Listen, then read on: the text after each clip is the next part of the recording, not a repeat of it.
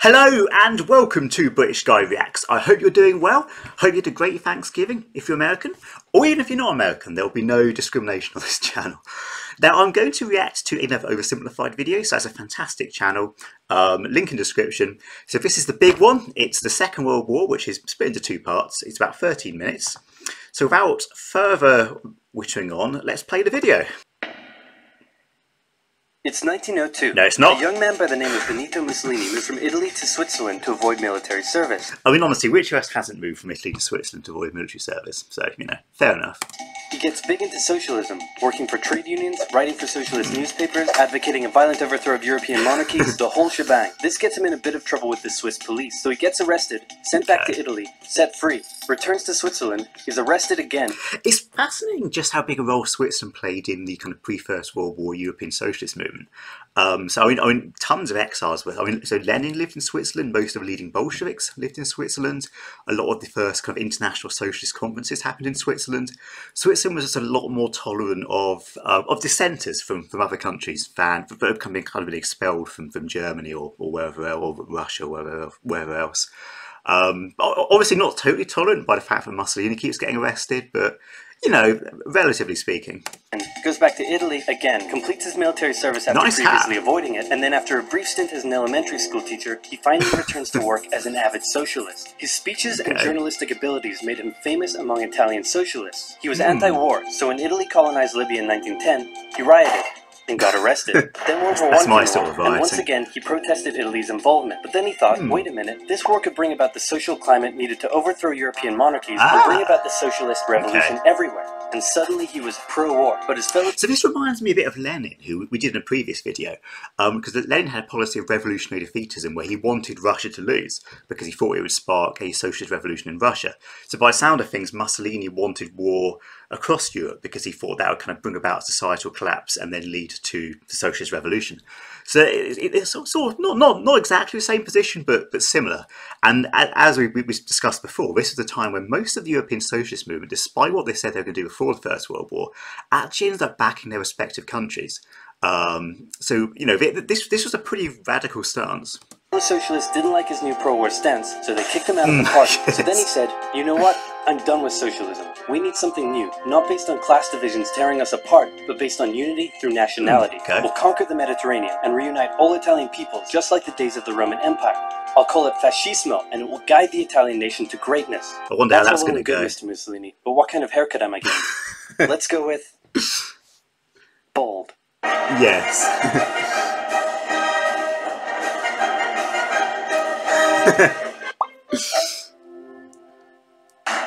So it's World War II. Italy had been on the winner's side in World War I, and they hoped they were going to get a lot out of it, but in the end they only got a little, and they felt cheated. On top of that, a bad economy and weak governments meant that the Italian people were a little unhappy. So when Mussolini came along and said that he could fix everything, his fascist movement gained a lot of support. In 1922, he went to the king and said, make me prime minister or I'll make me prime minister. And the king said, you and what army? This army.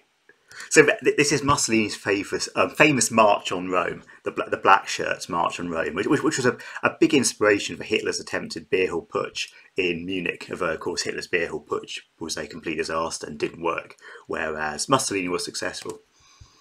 Fair enough. Then he went about establishing a dictatorship with himself at its center. Europe had its first fascist dictator. Next up, Germany. Germany had been on the loser's side, and they got absolutely wrecked by the Treaty of Versailles. They lost territory, had to demilitarize the Rhineland, had to reduce their army to just 100,000 men, couldn't have an air force, had to pay the Allies a huge amount of money that it didn't have, and a new rule was established that every Englishman withheld the right to walk into the center of Berlin, pick out any German they wanted, and spank the hell out of them. I made that last one up, but it helps you understand how all of this felt to Germans. On top of that, a bad economy and weak governments meant that when a small angry man with a silly... That's pretty accurate. I mean, the other thing that this video hasn't quite touched on is, I mean, after the First World War, Germany was incredibly politically unstable. So there was an attempt to create a kind of socialist communist state in Bavaria, the Bavarian Socialist Republic, which lasted not that long. It got overthrown quite quickly, but there was attempted right-wing coups from the Freikorps, who were a kind of right-wing militia. There were attempted left-wing coups from a group called the Spartacists, who were kind of a communist party. Well, so Germany in the immediate aftermath of the First World War was not that far away from civil war. And I think that's important when you understand, like, I mean, it seems insane that anyone could support the Nazis, and of course it is insane.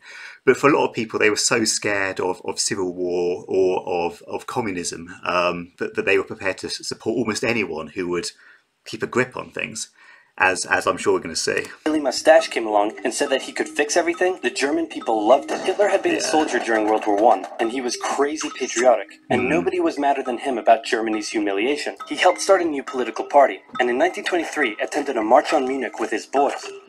And then he got arrested. But his popularity grew and grew, and in 1933 the president made him chancellor. So this is... Oh, it's an oversimplified video, so as you'd expect, it's going over a lot of stuff very quickly. But I mean, Hindenburg Hitler, the Nazis won elections, or did extremely well in elections. I mean, they did well enough that they became almost impossible to keep out of government. There's a really big question about kind of the old German elites, so people like Hindenburg. And these were people that they didn't really like the Nazis. I mean, they shared some of their views, their nationalist views, probably their anti-Semitism to some extent. And they hated the Treaty of Versailles. But they looked down on them. I mean, you know, a lot of the Nazis were from lower social classes. Hitler was a former corporal. I mean, the old aristocrats looked down on them. But the old German conservatives, the old aristocrats, were still prepared to work with the Nazis. They thought they could use the Nazis essentially, and they turned out to be completely wrong. I mean, they made Hitler chancellor, and then Hitler eventually got rid of them. So yeah, it's a story which has been told many times, where a slightly more moderate faction thinks it can use an extreme political faction for its own purposes, and then just gets completely screwed over. He believed he was Germany's great destined savior, and he went full megalomaniac, establishing a dictatorship with himself at its center. Europe had fascist dictator number 2. Hitler and Mussolini had a lot of the same ideas, but more importantly, they had the same enemies, and they started to get along. Anyone else want to be friends? Franco? No? You good? I do. Who's that? It's Japan. So the Spanish Civil War, which we've just kind of briefly touched on, both Italy and Germany, and actually the Soviet Union, intervened heavily in the war. But it was almost like a sort of a training ground. I know it sounds very blasé, but kind of almost like a training ground for the Second World War. So both the Germans and Italians sent big military contingent. The Germans sent an air force called an air unit called the Condor Legion, which became very specialised in sort of civilian terror bombing. There was a particularly notorious attack on Guernica, which is a city in the Basque Country. The Soviets also sent troops, but they were a lot less effective because they had a lot further to go. Crucially, Britain and France didn't intervene. I mean, France was tempted, so especially under Leon Blum, or Blum, I'm not quite sure how you pronounce it. France was very pro the Republican side, but Britain really didn't want this to kind of escalate into another European war, so it really held France back. And there's a really interesting question as to what would have happened if France and perhaps the UK had intervened on the Republican side. I mean, would you then have had a world war a few years earlier, or would would Italy and Germany have backed off, and you then have an anti-fascist Spain? I don't know. It's a curious question. Japan, and they've taken over northern China. Let's rewind a bit. Japan had isolated itself from the rest of the world for over 200 years until the Americans showed up and said, you're going to trade with us and you're going to like it. Then the Western powers imposed a bunch of unequal treaties, meaning Japan's economy was bust. They also had no natural resources, so they decided to go get some. They went to war with China to gain a sphere of influence over Korea, and they took a bunch of China's stuff. But then the West said, hey, cut that out. And since Japan couldn't take on the West, they said, okay, I guess we'll just go home. Wait a minute, what are you doing? Taking advantage of a weakened China and setting up spheres of influence. But I was the one who weakened them. We know. I mean, the story of the rise of China is absolutely incredible. And so it's not the rise of China, the rise of Japan, the Meiji Restoration. So, I mean, this was a country which started off really quite poor. It was very isolated from the rest of the world, but it managed to modernise so quickly. It completely embraced European and American technology, and by by about the time the First World War started, it was the only serious non-European power, or non-European if you include the United States as culturally European, on the planet, which is really incredible. And you guys didn't let me have anything. We know. That seems unfair. Yes. We don't think so. Okay, see ya. So Japan thought, screw this, and went to war with Russia, and stunned everyone by actually winning. Then they fully annexed Korea, but they didn't stop there. In World War I, they took Germany's colonies and islands in Asia. And then in an incident that was maybe staged by the Japanese army, a bomb blew up a Japanese train in Manchuria, giving them an excuse to launch an invasion and take over. We may all get into this later, but certainly around this time there were quite a lot of sort of false flags. So when Germany invaded Poland, before the attack itself, they faked an attack on a German radio station. So I think they shot some political prisoners, put them in German army uniforms, claimed the Soviets had attacked. I mean, so it's curious that even when you're invading someone, you sort of have to pretend that you're the victim and you're under attack. However absurd and outrageous that obviously is to everyone else. So here's the situation. Nazi Germany, Fascist Italy, and Japan all believe they're racially superior, all feel hostility towards the Allies, and all want to militarize and take over more stuff. And so they did. Let's start with Germany. Hitler hated the Treaty of Versailles, and now he was ready to begin undoing it. In complete violation of the treaty, the first Luftwaffe squadrons were set up, conscription was introduced, and he pimped up his army. The Allies did nothing. Then Hitler sent his army back into the demilitarized Rhineland, giving orders to immediately retreat if the Allies showed up. The Allies did nothing. With his military re-strengthened, he could now move on to step 2. He wanted to rapidly increase the Aryan population, and to do so, he needed Lebensraum, or in other words, he would have to take over the world. But for now, a good portion of Europe would do, and he began eyeing up his neighbours. The Allies finally started... I mean, really, the big Nazi plan was always to have a kind of greater Germany in Eastern Europe. It was always the East that they were mostly interested in. So they were never really interested in trying to kind of Aryanise France or turn France into a Germanic nation. What they wanted to do was Poland and Ukraine and the Baltic states, parts of Russia, turn that into one giant new German empire, which would then be Germanised. And obviously they went about it in an unbelievably brutal way. To get worried, so they implemented a fairly useless diplomatic strategy called appeasement, and it went a little something like this. Hitler would say, I want that thing, and the Allies would say, you can't have that thing.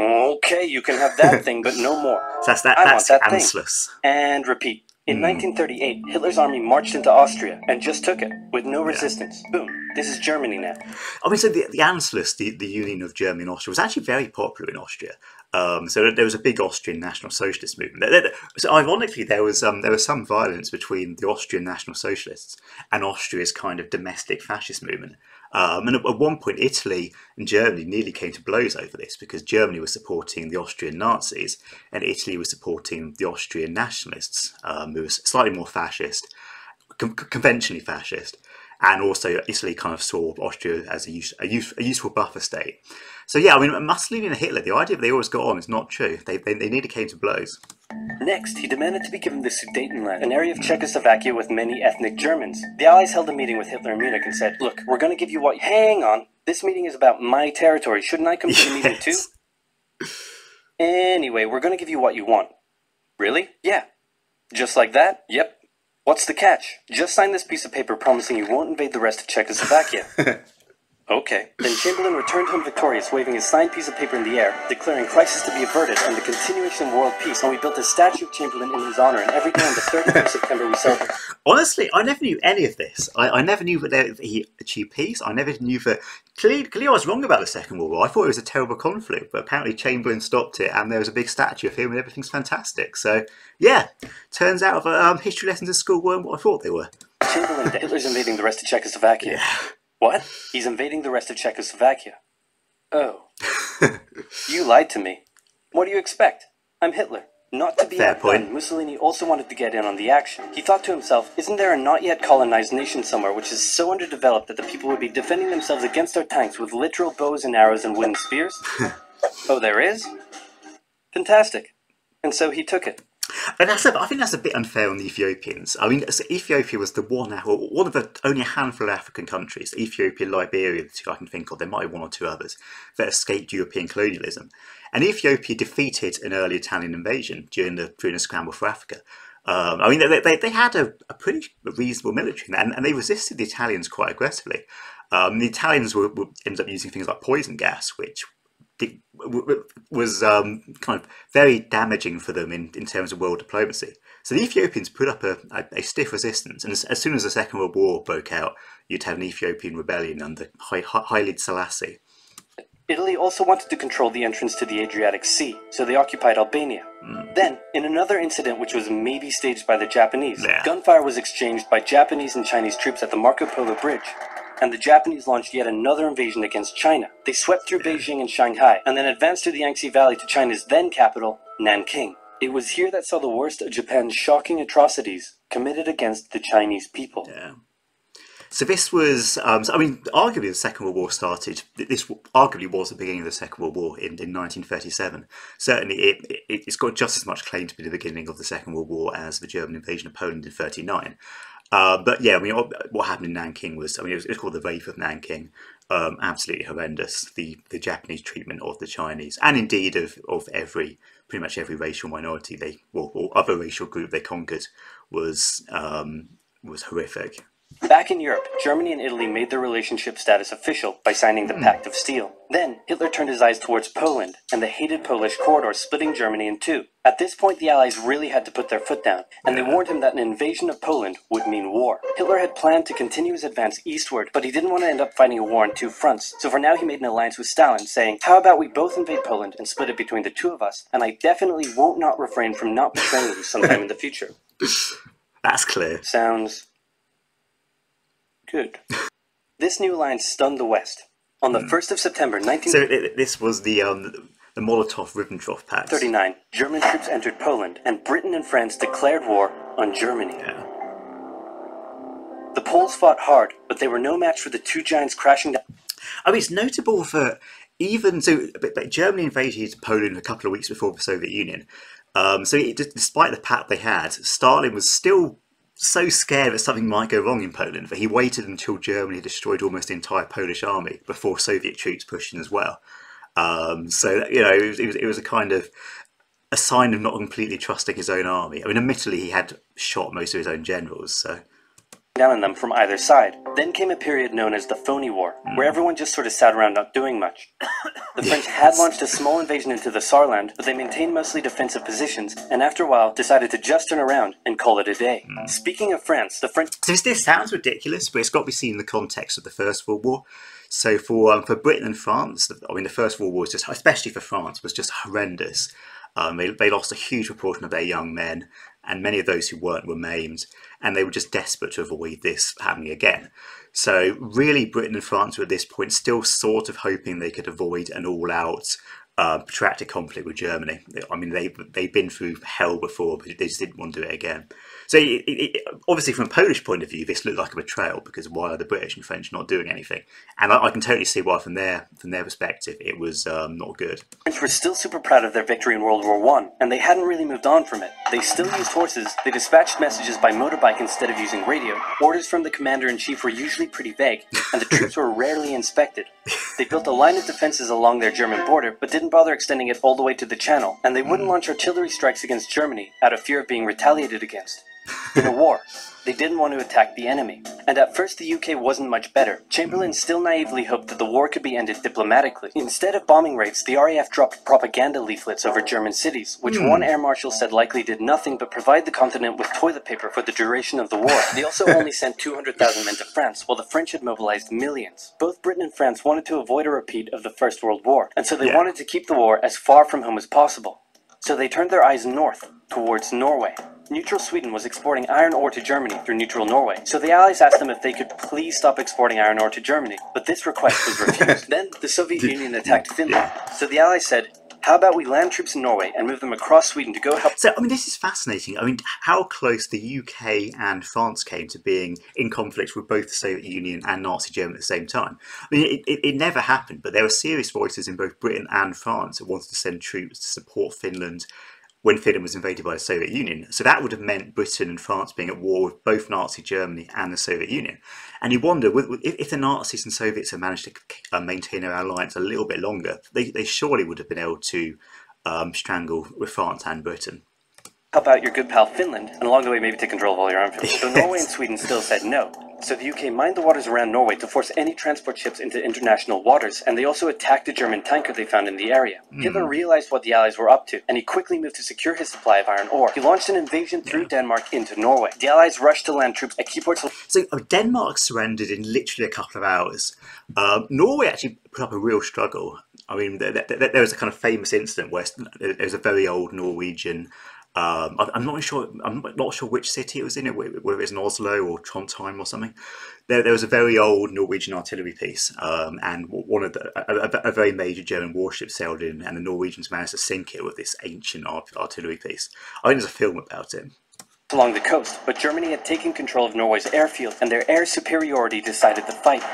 The Allies had to retreat. After this slightly embarrassing failure, Chamberlain resigned and was replaced with Winston Churchill, who had a slightly different approach to dealing with the Germans. Hitler's overall I mean, again, so obviously, very brief videos, not really touching on it, but there was another guy called Lord Halifax who could quite conceivably have replaced Chamberlain.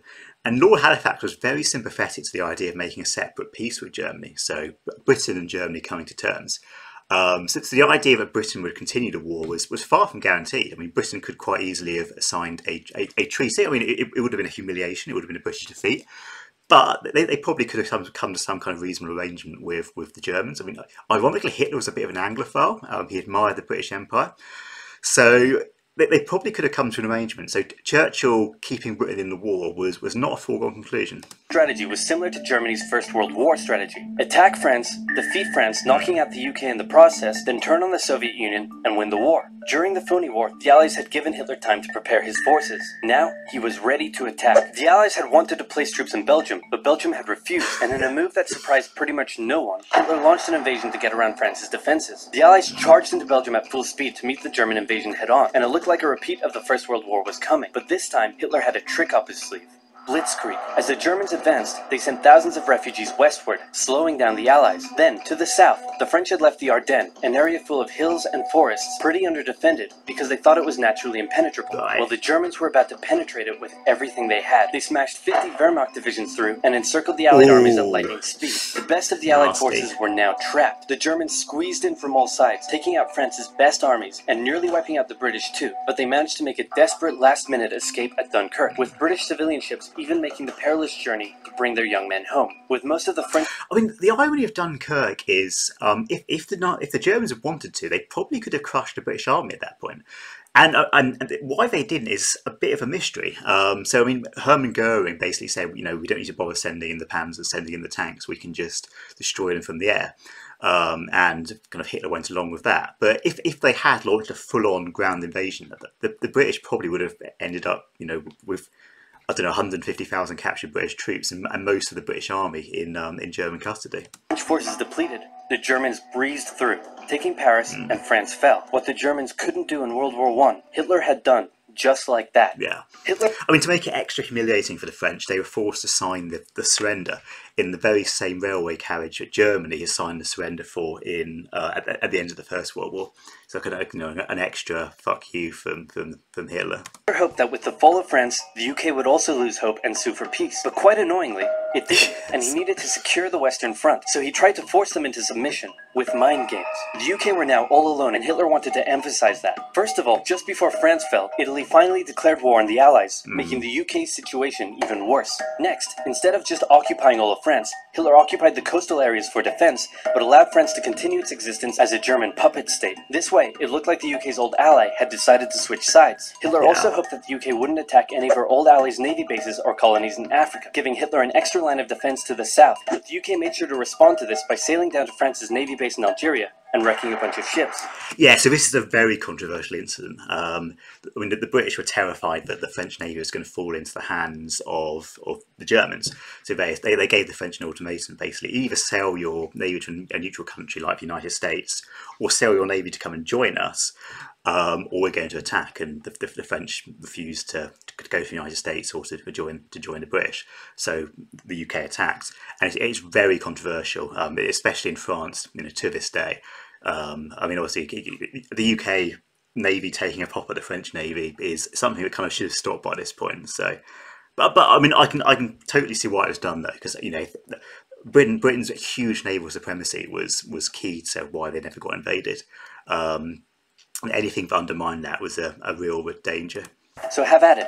Hitler then began laying down plans for an invasion of Great Britain. Before German troops could land on British soil, he would first need air and naval superiority across the Channel. Waves of German bombers came while the... It is worth mentioning that, obviously, it's got to talk about Britain being alone, which is sort of true in a European context, but in a global context, I mean, Britain had its entire empire and Commonwealth. So, I mean, Australia, Canada, New Zealand, South Africa, India, which provides a huge number of troops. So it's a little bit misleading to have kind of, you know, little plucky Britain fighting against the overwhelming fascist ties. It was a little bit more complicated than that. Completely outnumbered RAF worked bravely around the clock in an attempt to quell the German attacks. At first, the Luftwaffe targeted British ports and coastal facilities. Then it attacked RAF bases, crippling the RAF's ability to defend the nation. And it looked like Hitler's Great British Invasion was coming. But then, Churchill ordered a small, pretty insignificant bombing raid over Berlin. It didn't do much damage, but Hitler was furious, and he immediately ordered the Luftwaffe to refocus its attacks on civilian... So there's a fascinating story behind this, which I suppose it kind of shows you just how the megalomania or the pride of a small number of individuals can have huge consequences. So, but there was a very small number of German bombers accidentally bombed London. They weren't trying to, they got lost. I'm not entirely sure exactly how it happened, maybe in the fog. They accidentally bombed London. The British got very angry about that and responded by bombing Berlin. And then Hitler was furious and responded with a huge campaign of aerial bombardment of British cities, which actually, ironically, turned out quite well for the UK because that took the pressure off the vital RAF bases. Targets in London. Children were sent off to the countryside away from their parents to avoid danger, and frequent trips to air raid shelters became a daily occurrence. But British morale held firm. Smiling, knitting, lounging casually, these people have balls of steel. This refocusing on London also gave the RAF breathing space to reorganize, so Hitler kind of shot himself in the foot there. Just a foot for now. Finally, the Luftwaffe sent one massive all-out attack on London, and the RAF successfully repelled it, destroying many of the German aircraft and placing air superiority firmly in British hands. Hitler's invasion had to be put... I mean, it's also worth... So, obviously the RAF was primarily British, but they had a lot of pilots from other countries the Nazis invaded. So they had a lot of Free French pilots, a lot of Polish pilots, a lot of pilots from Czechoslovakia, and various other countries as well. So it was a very multinational force. Postponed, but the bombing of British cities continued for some time. Yeah, that's the Blitz. So yeah, that's the end of part one. That was really fascinating. I say, obviously, a horrendous conflict, but I know it's one of the defining events of the 20th century. So I hope you enjoyed. If you haven't already, please do subscribe. Leave a like, comment below to see if you share my perception of the conflict. And we'll see you soon for part two.